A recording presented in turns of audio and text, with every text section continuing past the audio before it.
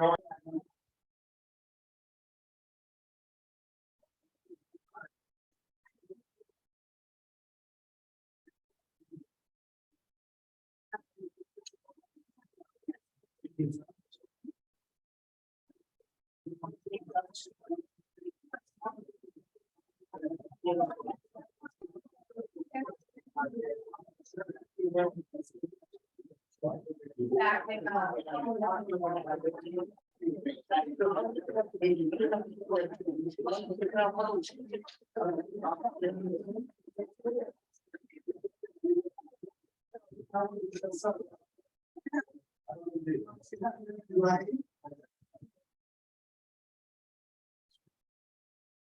afternoon. For those of you, before we begin, for those of you who did not get any chicken parmesan or is coming at this 2 minutes, feel free to get up and go back and get some because we ran out. But anyway, welcome to the May 8th, 2023 Rotary Club Raleigh meeting. And we get started today. I'll ask something and give an indication of what it is.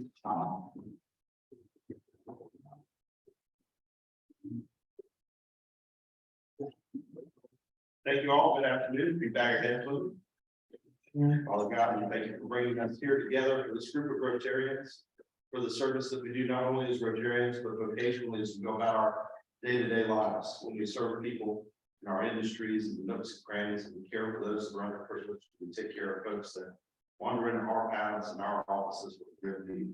We thank you for the opportunity and the position to do that. And we thank you for the opportunity to get together here and discuss it. We ask this in your name. Amen. Sweet my mom. Yeah.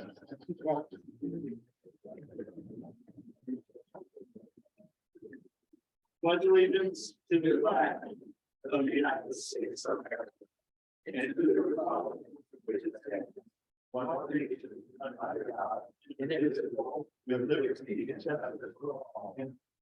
Oh, beautiful day, time for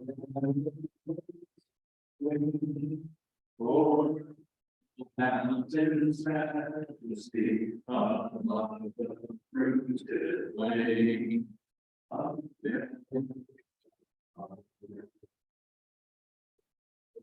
Its grace of thee and sea to shining sea. ROTALI, that's so pretty. And while we're in the speaking mode, here today, but he is on Zoom, and someone asked me to honor Patty in his own country, and it is our country from which we emanate from. As you know, there was a football game on Saturday, so how about a round to the tune of My Country Kiss of Thee, God Save the King. God save our gracious King, on the top of the King, God save the King. Be all unto thy save the King. That's for you, Patty. Thank you, everybody.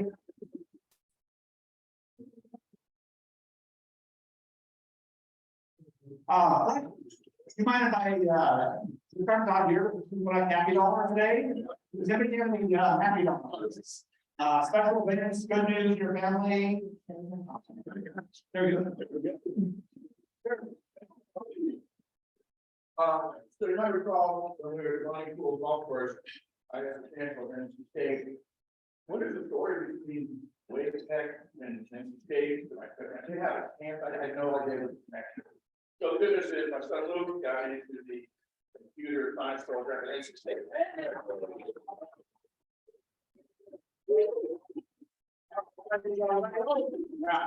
So there we go. That's for the evenings here. Good job, all right. There we go. Oh, that's what we got. Yeah, my daughter, and her, it's a graduation. Speech.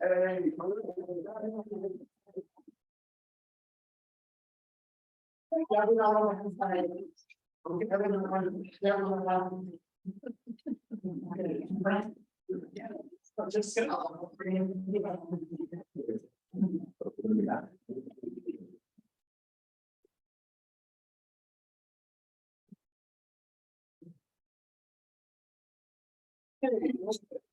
I go on. I got back to the airport base. My next year was F-35 Harness and took over command of the 69 fighter squad. Wow. Thank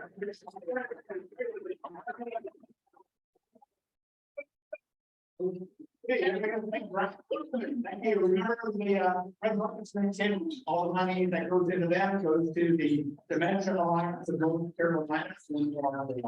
For remembrance and we support. And I want to get to the guests we have here today also. First, let me ask Scott Ruther. Scott, where are you? There, Scott.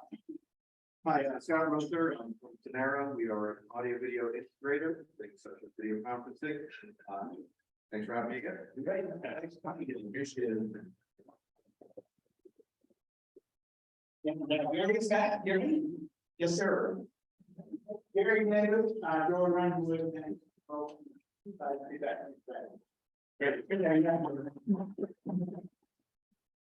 And with the guests I came to Chase today, will be Tyson.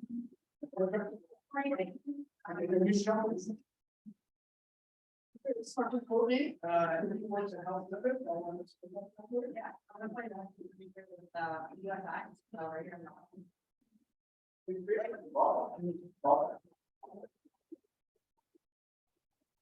And then slide back with us, and it's not like you can tell people who are it's going to this. Yes. They come down, maybe through the thing they don't want that. It's fine, I'm going to be there. Sometimes it's great. And then all other guests will be introduced for the later in the program. Did I miss any other guests? No.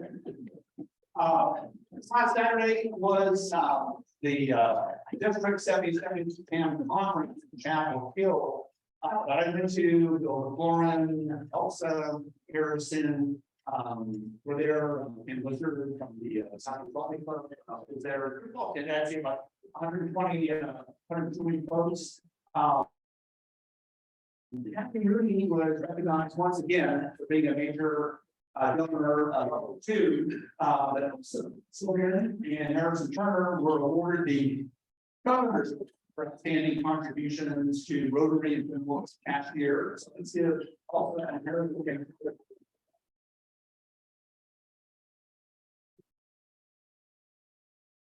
And that's there's an arrow pointing to the 100 name. We did a service project packing food during the meeting, and all food that we all can stand 79,000 and food to go to a little food bank. This though in the club service leader award that our club was awarded out of all the 55 clubs in the district. We were selected as being the most active, engaging, in the most meaningful service projects. I feel frankly personally responsible for this award. To ensure that with our service so Richard, thank you for your leadership.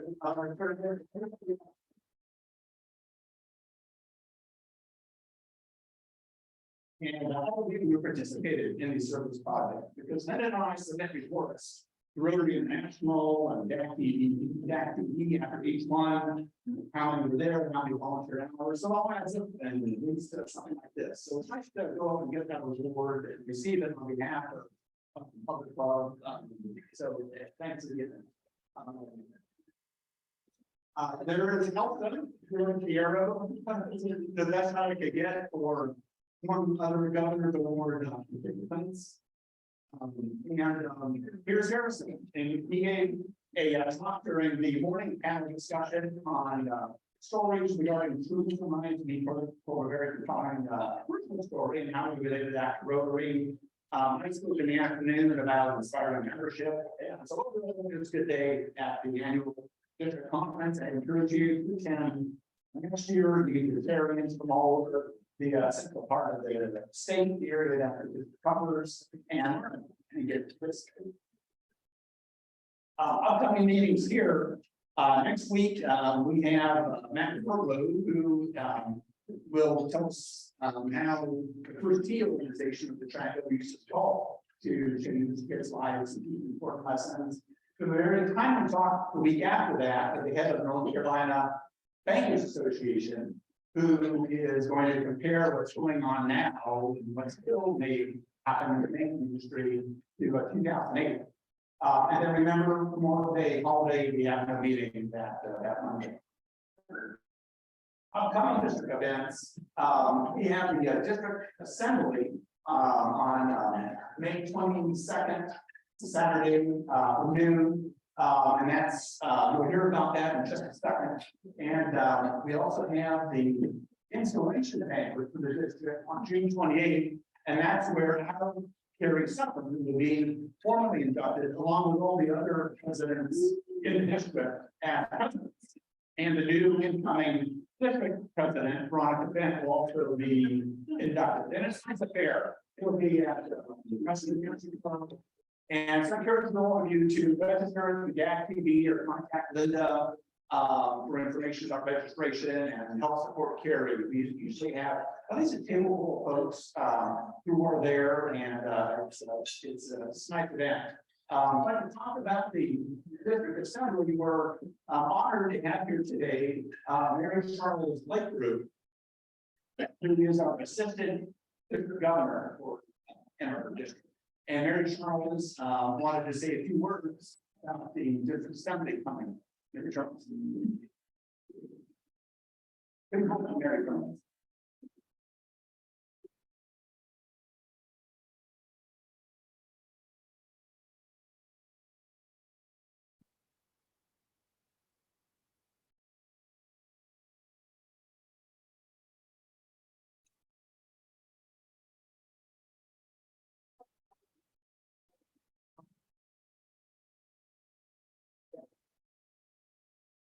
Okay.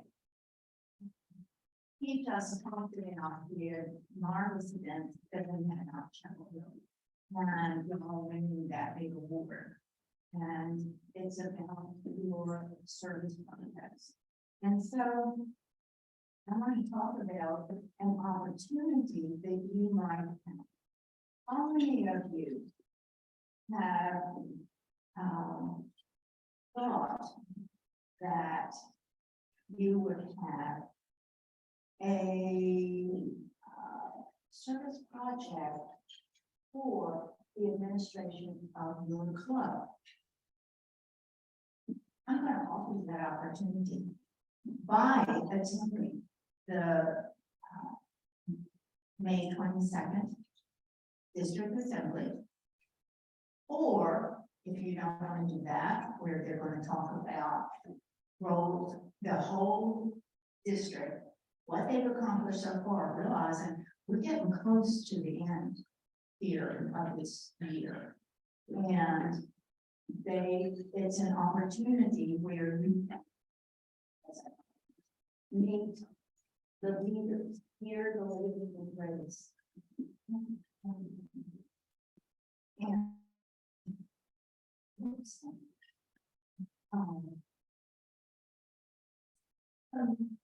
knowledge of other clubs.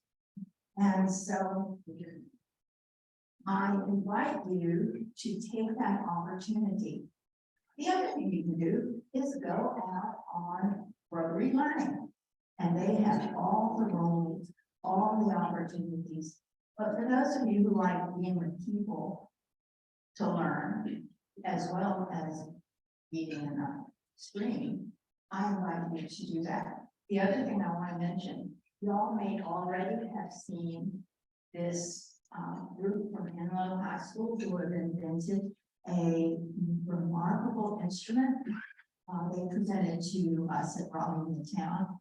And this is about how at the end of June, they're going to be at MIT presenting their diagnostic menstrual care that utilizes naturally discharging menstrual blood to screen for cervical diseases. So this is something, they've got a patent lawyer, they are granting something that they can. So I invite you to help your leaders, or if you want to be a leader, or if you have been a leader and you want to pass it on, to attend the district assembly in a different place. You know, Nathan Thomas, our district governor, love different places. So it will be in Durham at the Durham Tech Community College. You want to remember it's in building 2. Thank you.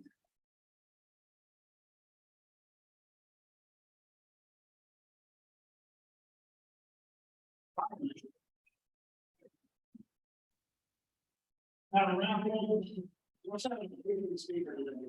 Excited about the speaker. Don't have this kind of horsepower getting out to pull somebody out to do a presentation like this. Amazing. So let's do this round. We're giving away $91 today. Anybody move for $91? Yeah. All right, come out there, brother. All right, let's see, you didn't buy a ticket there. I'll let somebody draw a ticket. Would you be all right? Tribute.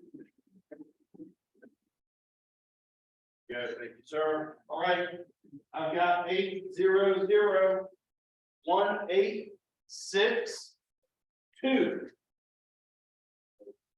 862. Oh, holy crap! There's a chance I might have won. Hold on. Did my 2 bids. Let's see. I won.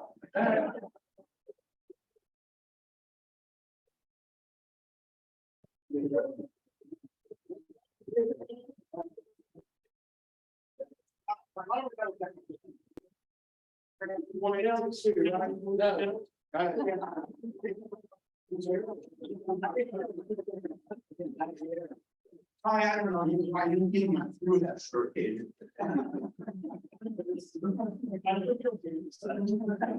Congratulations. Skip over NN today, have a good one next time. But, maybe get a special presentation. I'm gonna encourage all of you like John did, I'll take your photo with that TV.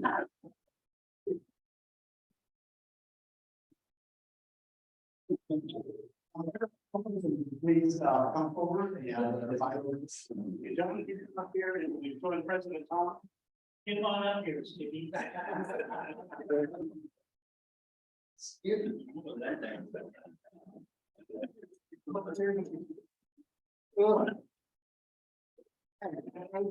As I remember, rapidly, it was wonderful. Here in this inducting another Paul Harris Fellow, today, John Cannell. He is what's called a Paul Harris +2, which means this is the second time he's made a sizable contribution to the Rotary International Foundation. And so we're going to be recognizing him as a Paul Harris Fellow, and he will be receiving his pin shortly. We don't have it with us today, but we did want to make sure we took the opportunity to recognize John. I think Richard, okay, they sold and got some money about here. So anyways, we'd like to talk about what's going on in the world that Rotary is working on as a project that is funded by the Rotary International Foundation. And so when you go to Nicaragua, to a city called La Panilla, it's really a village. And they had a problem there with water. They had agricultural runoff in the water, they had erosion in the water was making people sick, it was undrinkable. And the Rotary Club of Waverly, Iowa heard about this. They partnered with other Rotary clubs with the district, got Rotary funds together, and went there and they brought water purification equipment to that village. And they were able to help the people in that small building, with only 300, so they had pure water. But they did such a good project and such a sizable project, it could handle the growth in Lavania, but also helps 7 other villages that surround the area, so big impact on the area. And the other thing, those of you who have been involved in global projects and projects in general, the challenge is to have it sustainable. And so what they've done is they've also trained the people in the community how to maintain this equipment so that we've built it for a long, long time. So really successful project funded by folks like John. So if you would please rise and welcome John is.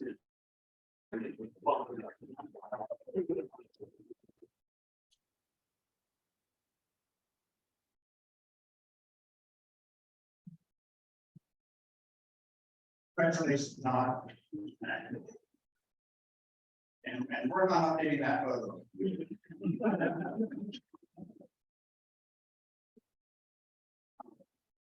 So next, let's talk about the big event we have coming up this week in fundraising here. Thank you, President Tom. It is wonderful to see all the Rotarians and returning guests this week and new guests as well. Thank you for visiting. We are very excited about our fundraiser this coming Thursday, May 11th, across the street at City Club from 6 p.m. to 8 p.m. We'll be tasting 4 fantastic wines. There's still plenty of time to buy tickets. So you can do that through the Gibson site, which with some instructions, details on finding the tickets and buying them. But you can get those on our Gibson site. You still have plenty of time to do that. So please come if you haven't bought a ticket already and invite some guests. As of this morning, I checked and we have already raised $4,931. Now, even obviously before we have the fundraiser, so excited to see the total that we get to. After the fundraiser, we have a goal of $7,000 to raise, and we are well on the way. And I think we're going to surpass that goal of 7,000. So I want to give a shout out to our wonderful sponsors, our 2 platinum sponsors, Larson Group and Charlie Upshaw with Capital Investment Company. That's his company. Our gold sponsors, First Bank, Tom Holder, where are you, Tom? Yeah, there he is in the back. Thank you, Tom. Sky Farm, I didn't see Charles King this week, but that's his farm up in the mountains. Kate's Farm, new member John Cates. Did not see John either.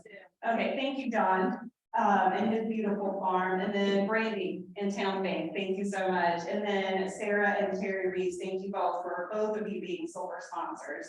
So as the tickets, there's still plenty of time if you would like to join this wonderful group of people and be a sponsor of the event. And with that, you do get a ticket and raffle tickets of various quantities based on your sponsorship level. So let's move on to the silent auction. Do we have a slide for that? Yeah, so these are just a few of the amazing silent auction items. Have any of y'all heard of Cam Ward?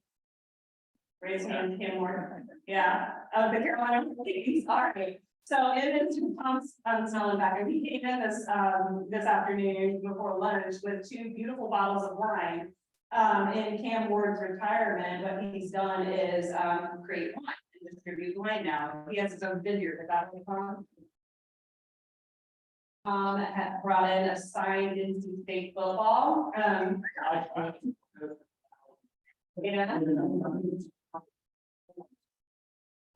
Jessica came in with the Braves baseball jersey, Chipper Jones, and so many more. Gonna have a great live auction, and Kurt Warner's gonna bring his auctioneering abilities and energy to that. So thank you, Kurt. So we got to do the live auctions, yes, Linda. One more thing, we just had last night a trip to Tuscany. Remember how much fun it was learning about Italy when Susan was speaking last night? So if you want a trip to Italy, go on the silent auction and bid. And you can start bidding today. So even if you're not going to the event, you can log in and bid. You don't have to create an account. All you have to do is go to the link in the bulletin. Was it in the bulletin? And the newsletter. And in the newsletter, so go to give some links, sign on to the silent auction, NBC and I didn't like go ahead and start bidding on it, just trying to get through the event, so you're not outbid. So great items, we're gonna have a great raffle of some wines the city club has donated, it should be a really fun thing. All right, thank you guys, and see you all Thursday.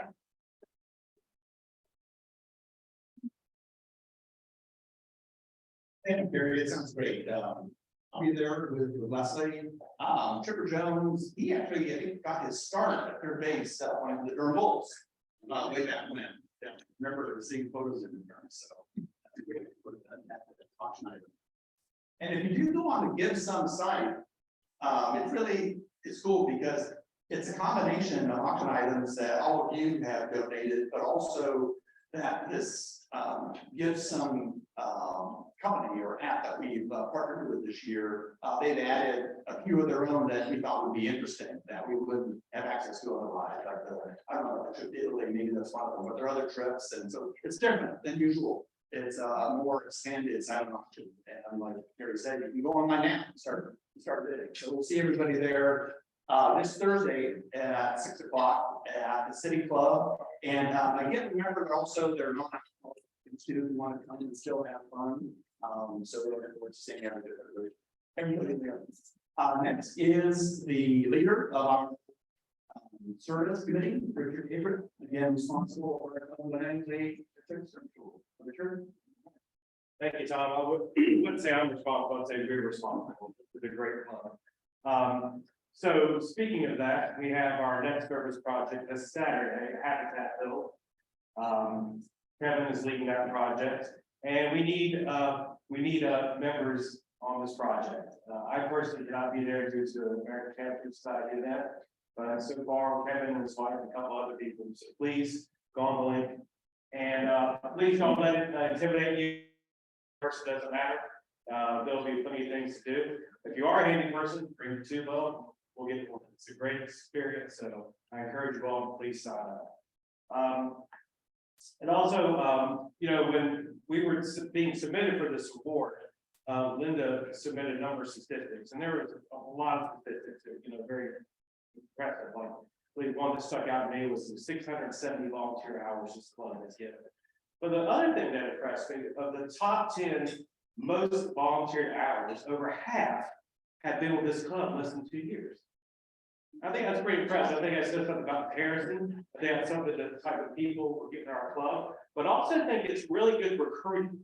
I believe that's why Chase said he joined our club, is their service level. So again, for every, Frank and Tom and Kevin, there was Jean-Luc and Eric and Tiffany Von Wright. So I thought that was pretty impressive, how much buy-in our new members have, and all of us have our services also. So thank you very much. Please, if you have an opportunity Saturday, please join us. And thank you for all you do for our club.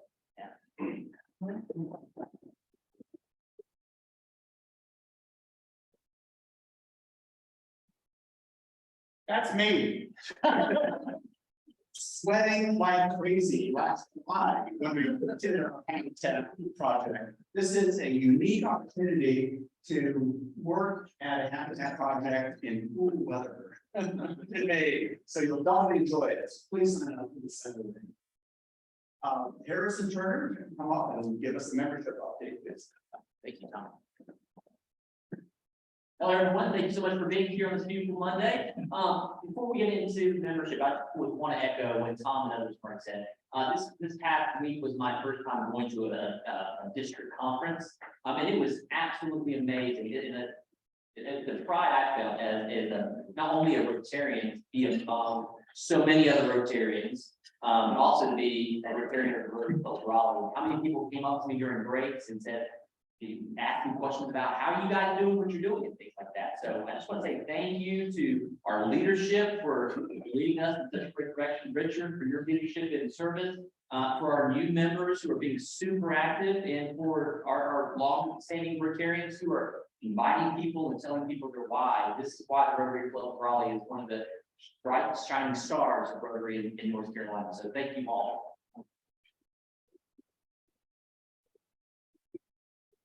So with that, we're going to get into some first readings. Faye, if you would please come up front. Thank you so much. So our second reading today is for, Faye Gilbert, and she is sponsored by Randy Giroux. Faye she joined Merrill Lynch Wealth Management back in 2022. After that, she worked prior to wealth management. Faye practiced law with a large law firm in Austin, Texas, as an estate planning, probate, and tax attorney. She also clerked for the United States Tax Court in Washington, D.C. She currently now lives in Raleigh with her native Carolinian husband, Mark, and their daughter, Annie. And your grandmother and great grandfather were both Rotarians, so we've got those as well. Faye, we always ask our prospective members, why Rotary? What excites you about joining Rotary? Mostly the singing. Beyond that, service is really, really important to me. I was raised with values that to make sure we're given as much as expected, as well as we should start to grounds better than we found it. So it's really important for me to give to my community and get to know other professionals and just really give to the community that I'm a part of. And now we're here in Raleigh, and I want to show that to my colleagues. If you got any questions or haven't met Faye, please speak with her after the meeting. Thank you. Back to second reading today with Grayson Talati. He could not be here due to a client appointment, but as EU, I was going to ask him why Rotary, so he actually emailed me his response. I wanted me to read it. First and foremost, the fact that Rotary is a faith-driven community is my number one reason, as I'm a faith-based and driven person in all components of my life, from personal relationships and discussions, decisions to business relationships, situations, and serious decisions. I believe that I was led here for a reason, and that helps me out. Secondly, I believe that the people in this community are priceless. Although I have not met you all yet, the few of you that I have had the pleasure of meeting and speaking briefly with are intriguing. And there is an unbelievable amount of history, unique stories, experiences that I'm excited to learn from and about. I look forward to forming long and fruitful relationships with each of you over time. And lastly, I strive for community involvement in Raleigh, and I believe the Rotary Club does an excellent job serving this community on many different levels. I'm looking forward to some of the great events that I know Rotary will put together that will benefit the community and make Raleigh an even better place to live. Very excited to have Ray joining the Rotary Club of Raleigh as well. Look forward to having him here next week. Thanks so much. Great.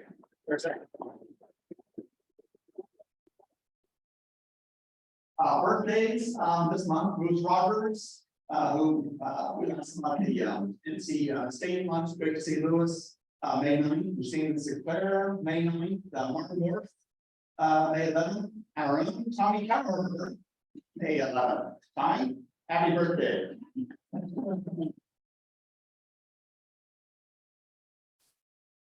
Happy birthday, Jack. We just enjoy your time on dogs. And now anniversaries this month. So that leads me to today's speaker to introduce. You all know her, except maybe some of our guests, because she's a long-time member of our club. But I want to formally introduce our member, Justice Robin Hudson. Robin served on the Supreme Court of North Carolina in 2007 until her current term ended last year. Previously, she served on the North Carolina Court of Appeals from January 2001 through December 2006, and the first woman in North Carolina elected to either appellate court without having been appointed first. Justice Hudson graduated from Yale University in 1973. And then went to law school at the University of North Carolina, Chapel Hill, graduated in 1966. She practiced law at Raleigh, Rotary until her elected to the Court of Appeals. Justice Hudson was a member of the steering committee that founded the North Carolina Association of Women Attorneys in 1978. He served on the Family Court Advisory Committee from 2001 to 2002, and has been a member of the National Association of Women Judges since 2003. And since 2015, he has served as national co-chair of the Judicial Independence Committee, which oversees the award-winning Informed Voters Project. Justice Hudson has been the recipient of numerous awards, including most recently the Order of Unlimited Time and the Outstanding Appellate Judge. She has been named the recipient of the Champion for Children Award by the North Carolina Foundation for Public School Children. Robin is married, has 2 grown children, 2 beautiful granddaughters, and 2 handsome grandsons. Please welcome Justice Robin Hudson.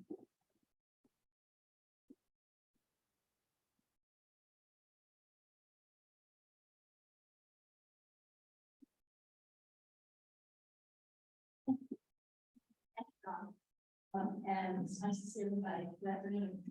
I have my phone up here. This is a time we're going to talk, so y'all know how much time it is now. I have done lots of these PowerPoint programs about judicial independence, a lot of substantive legal issues and that sort of thing over the years, but I'm just scared of that. What Tom asked me to do, what I'm going to do is to take you on a more personal journey with me from where I came from to the court and my search on the court. Talk a little bit about some things that happened on the court when I was there, and I hope to have at least 10 minutes for questions, because I really want to address what you're interested in about your Supreme Court. I have a slideshow which we just kind of run continuously. And if anybody gets distracted and wants to stop, just wave their hand and stuff. Because my son put this together for a retirement dinner that my family did back in February, and it's just sort of continuous. This is, for example, a meeting of me and my law clerk in my program. A lot of workshops of the court, different configurations. It's not in any particular order. And we talk about particular ones at the end if you want. But it's really great to be here at this club with so many friends and fellow Rotarians. I wanted to do this as kind of a combination of getting to know you and getting to know your Supreme Court. So, so here we go. Many of you may not know, I was born in Georgia. We moved to Greensboro when I was 14. I went to public schools all the way through, graduated from Page High School in 1969. And I grew up with 3 brothers and 2 sets of rules in our family, one for the boys and one for me. And what I was told when I was at a very young age by people in my own family, you are a second-class citizen and always will be, so get used to it. So that was the rules that applied to me. Whatever you want to do, no. So we go off to public schools all the way through. The rule when I was graduating from high school was you're not allowed to apply to any schools that have men as students.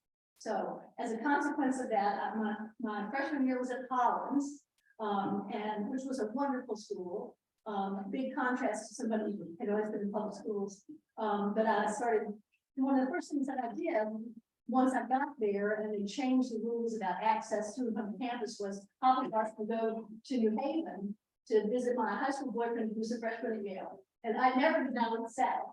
Mind you, so this is a real eye-opener to me. And I thought, well, maybe they'll let me apply as a transfer, so I applied. And they accepted me.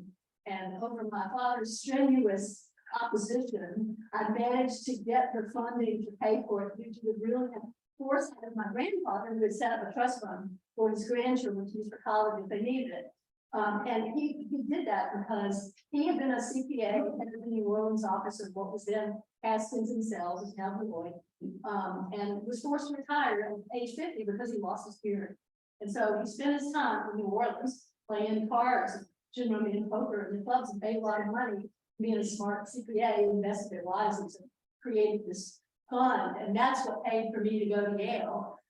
Where I graduated in 1973 with the first class at that university that had women as freshmen, which was an incredible eye-opening experience and kind of let me into a professional world that I never really imagined before.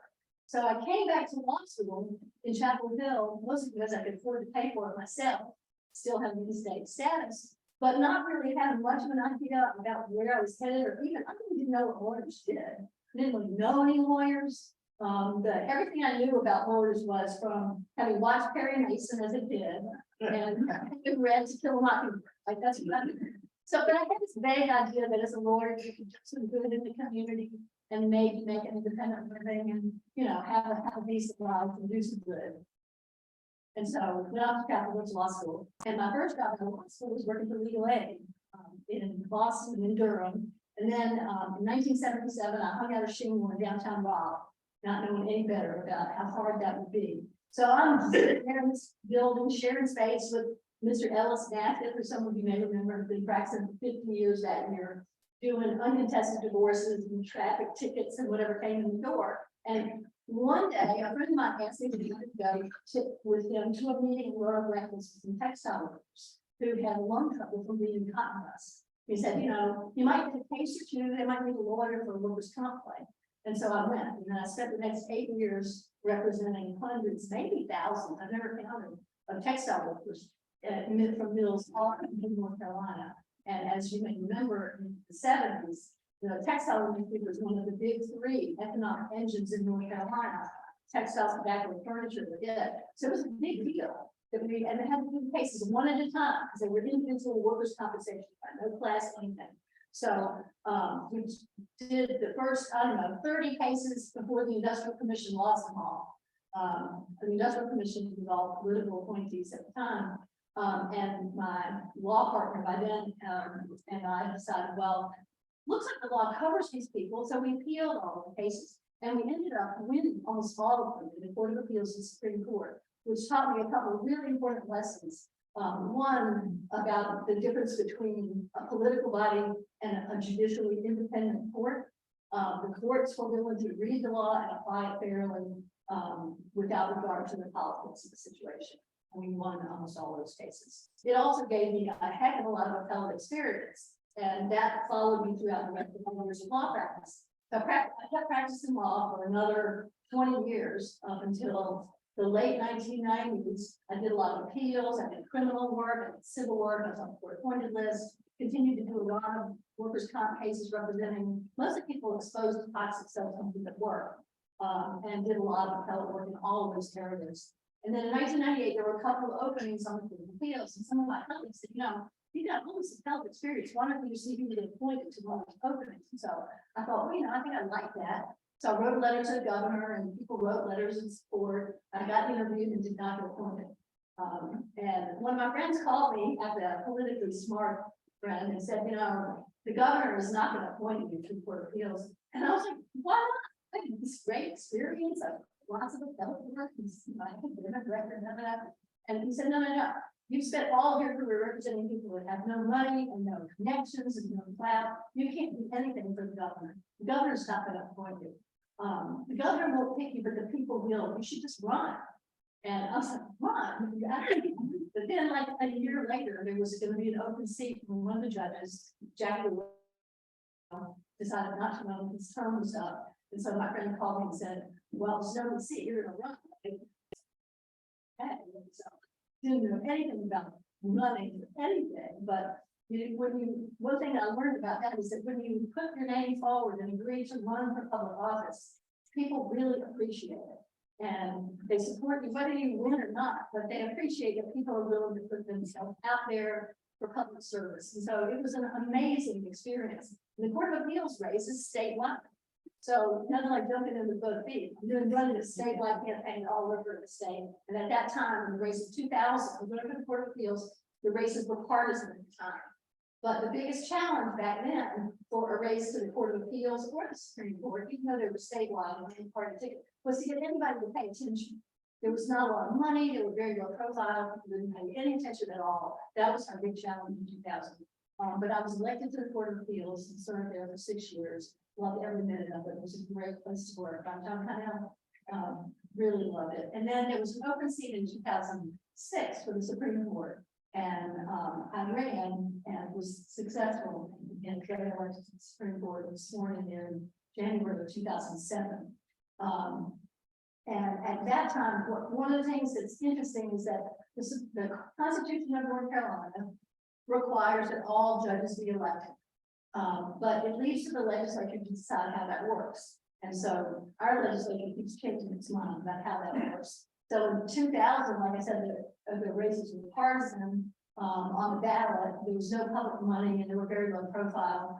By 2006, when I went to the Supreme Court, the legislature had made all the judicial races non-partisan on the ballot, which meant it didn't have a party label.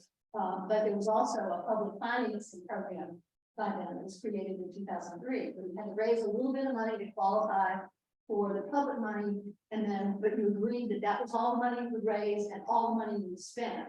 And that program was in place for about 10 years During that time, it was only for appellate judges, all of the judges, almost, who ran during that whole period, opted into the system and thought it was great. All other states copied it, so this is definitely a move in the right direction.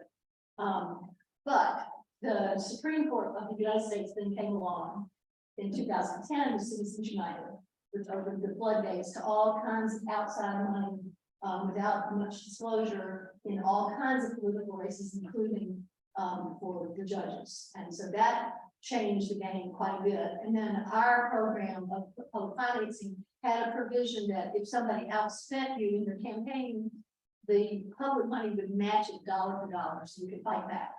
A federal court in Arizona declared that unconstitutional as requiring speech.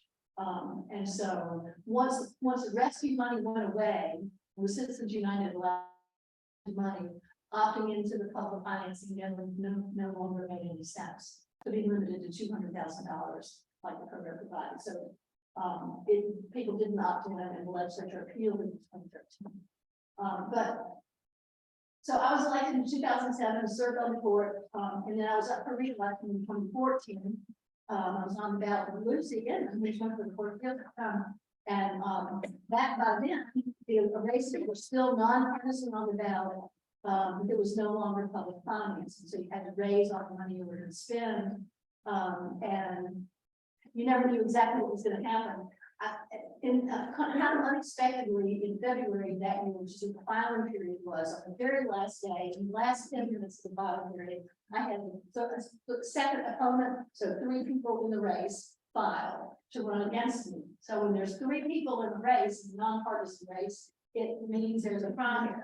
So where the top 2 vote getters will proceed to voting in May, and then they go to the November election. So I had an unexpected primary at the last minute, had 9 weeks to ramp up a statewide primary for voting in May 2014. And on the day early voting started, I know Lucy will remember as well, I get an email one morning from one of my campaign helpers with a link to a video and said, "Have you seen this?" And it was this horrible, nasty attack that was being run against me by a bunch of an outside group, which I still don't know the identity of all the people, from Washington, D.C., spent $1.5 million to go and attack against me in a nonpartisan primary. And it was the first time in history that a lot of press people that covered this had ever seen that kind of attack on a sitting Supreme Court justice in a nonpartisan race in a primary. So it got a lot of attention around the country, not just in the local press. The New York Times sent people down, the NBC News sent a crew down, Washington Post interviewed me, the Los Angeles Times, I was interviewing public radio half the Times. And the backlash from the public was enormous, and from lawyers who were outraged, because it was now we see it all the time, but it was new against judges then. It was sort of sinister music and kids on a playground and the voiceover. Judge Hudson decides who child molester or something. That's what the ad was, and it didn't work. I won by the biggest margins I've ever had. But that was kind of the beginning of that kind of thing being really common in North Carolina judicial races, and it's only gotten worse since then. But bottom line, I won election, obviously, continued to serve out the rest of my time. The races then, as of 2016, all of the appellate races and all the judicial races in North Carolina are back to having party labels. And we've seen sort of how that works. In my opinion, that's not a healthy development, because it basically, the party label overshadows anything else.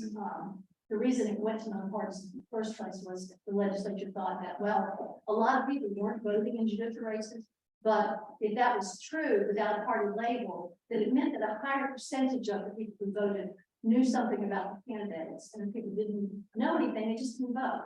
But with a party label, everybody votes, and so you get that being the primary thing that determines the outcome of judicial elections. The judiciary is not designed to be a partisan political body the way that the legislative executive branches are. We have those 3 branches. The judiciary is supposed to be a check and balance against the other 2. It's supposed to be another means of carrying out political party platforms. So there's a question out there about whether the judiciary is still going to be able to carry out its function as an impartial decision maker and check and balance against the other branches, but that's a work in progress that we should see. And then when I went off to court at the end of December, the elections, of course, this time were swept, and the majority by party affiliation changed on the court. And almost immediately the court decided to rehear some high profile cases and undo what our court did a few months earlier, which is sort of, well, it was extremely unusual. The court doesn't do that based on a change of personnel, because the law is not supposed to be based on who's in the position of capital law, not the personnel on the court. And so that's also a work in progress, and we should see how that all plays out. But that was kind of my journey to the court. Now I'm watching the sidelines as these things unfold, and I'm really interested in taking some questions from you all and seeing what you want to know about. I'm thrilled to have been able to serve there and to be able to be here to talk to you all about this. So head at it. Yes, ma'am. Yeah, we were talking on time, and you were part of the law school group at UNC that had women, right? Oh, no.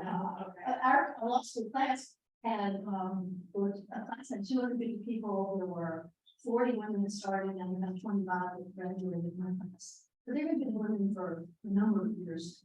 Not that many, but when I was the first year student, the third year class, I had 8 women. But North Carolina's had an interesting history with women in the law. North Carolina had the first woman to be Chief Justice of the State Supreme Court, Susie Sharp was the chief in the 70s. She was chief when I started practicing law. That was not the first. Other questions, I'm sure. Is that a opinion back there? Oh, the state Supreme Court, do they operate sort of the way the Supreme Court collaborate with the other judges on the floor? Do you kind of decide things independently? And is there a lot of back and forth of other judges when you're deciding things? Yeah, that's a great question. There are differences. Our court, the Supreme Court of North Carolina, has 7 people. And during the 16 years that I was on the court, we spent a lot of time around the conference table talking at length about cases. And I used to say that we were the living proof that you could disagree really strongly about a lot of things, but not be disagreeable, because we got along. We genuinely socialized and enjoyed each other's company and liked each other and had a lot of back and forth and didn't often make any difference. But we still were able to do it in a collegial way. And a lot of hours around the conference table. My understanding, having not been either a clerk or a justice on the U.S. Supreme Court, is that there's a lot of communication in writing, and that more often when they go into their conference, things have already been sort of hashed out in memos and writing. There's not as much back and forth in person in the conference room. I don't know that personally, so that could be disappointing about that. But I found that to be really satisfying. One of the most satisfying things about serving on the court was when we started out really fractured in a particular case, and after hashing it around for an hour or longer, eventually coming to a resolution that everybody could live with, really seemed like that's the way it's supposed to work. And that happened a lot. Although most people don't realize that probably 90% or more of the cases and decisions that come out of the court, whether it's on petitions or opinions, are unanimous. Because most of the cases are routine. Half of them are criminal, and the other half is everything you can possibly imagine. The ones that you hear about, the high profile ones like the voting rights stuff and redistricting and that kind of thing, is probably less than 2% of the cases that the court deals with. But most of it is really routine matters that people who go into court expect an open mind and even playing field when you walk into the courtroom. And that's what you get in courts all around North Carolina for the most part. I hope it stays that way for the foreseeable future. But that give and take is really important, I think. And it seems like exactly the high profile cases that you just mentioned, plus at the United States level, those all boil down to judges, correct me if I'm wrong, trying to interpret what was in mind of the legislature when it passed the law. And or interpret what the language in the law, because that correct me if I'm wrong, that's supposed to be your job to enforce the law, to interpret the law. But it seems like very seldom do you punt it back to the legislature and say, we don't know what you guys intended here. You know, because it isn't their job to define the law, and your job is to interpret it and make sure that it's enforced fairly. I could be off base there. No, that's right, but that's a very complicated, complicated answer to that question, there's a lot of nuanced ways that works. Like in a lot of those high profile cases, like the voter ID and the redistricting, the question isn't so much whether the legislature did, whether we know what they intended to do. The question is whether what they did comports with what the North Carolina Constitution requires them to do in protecting individual rights, like to vote and that sort of thing. That's what we're faced with in a lot of those high profile cases recently. And that is the role of the Supreme Court of North Carolina, is to interpret the North Carolina Constitution. And if they're interpreting that's the end of the road.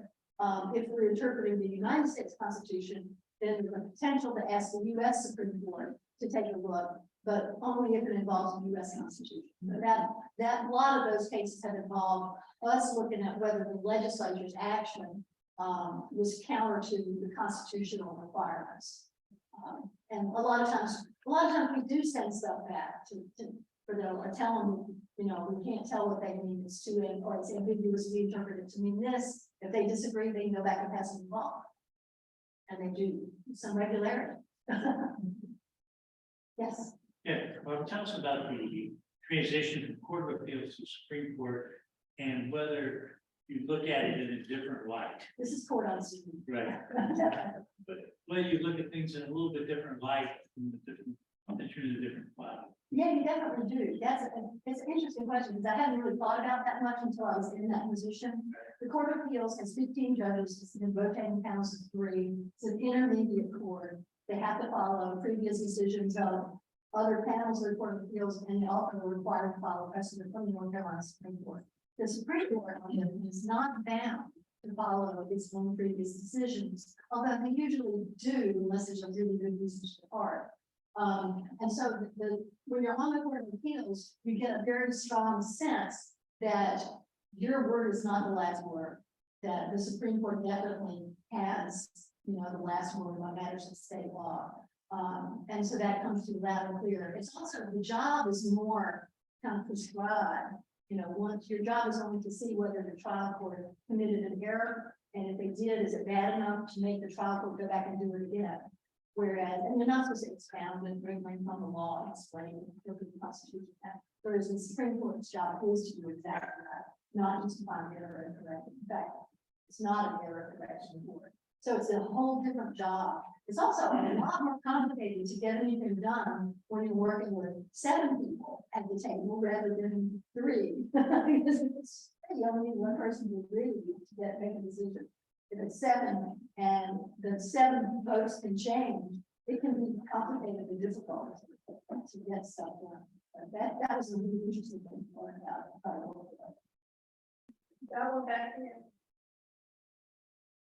Yes. What are the prospects of getting North Carolina to go back to unopposed vote to judicial elections? I think that's a good question. I know there are a lot of lawyers and former judges and current judges who strongly believe that that's what we should be doing. Not just in North Carolina, but in the work I'm doing with the National Association of Women Judges. There's a lot of organizations of national lawyers and judges groups that think that all the states that have partisan elections, which aren't that many, there's maybe 10 or 11, I think. 39 states have elections, but most are nonpartisan or retention elections or some other variation. Not that many are partisan. Most state lawyers and judges where that happens, people don't think it's a healthy development. We'd like to change that. It's hard to know what the prospects are because it has to be enacted by the legislatures. And legislatures in a lot of states have so effectively gerrymandered themselves in the position that they don't have to listen to anybody. You know, they're going to get reelected no matter what. And so until we address that problem, we're going to have trouble with accountability of our legislatures. And because the idea is supposed to be that, you know, you vote for legislators that do what you want, you hope, or what their constituents think is right, and if they don't, then they face the voters again and they get tossed and they are not doing what they should. It's not necessarily working out very well yet. So it's a difficult question, but I think it's a vital one to the future of an independent and impartial judiciary in this country, that whether or not judges have a party labeled next to their name, that the institution behaved in a nonpartisan and impartial way as a check and balance on the other two branches of government as it was designed. And, you know, in the Federalist Papers and before, so that's a really important question. Thank you. Robin, thank you.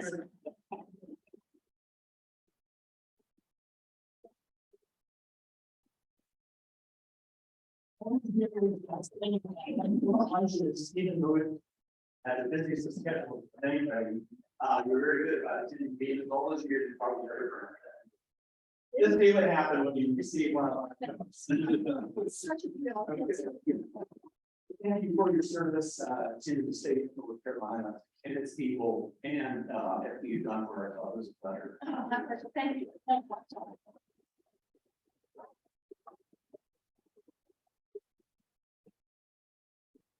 And with that, you can stand, we'll do the four-way test.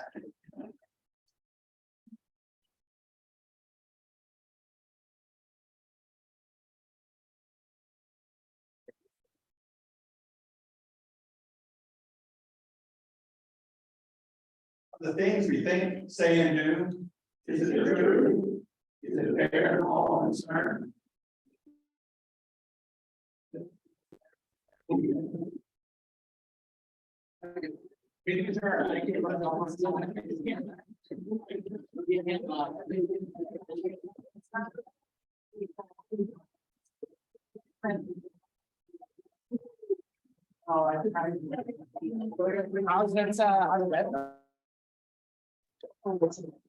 Really? Rougher than you thought it was gonna be?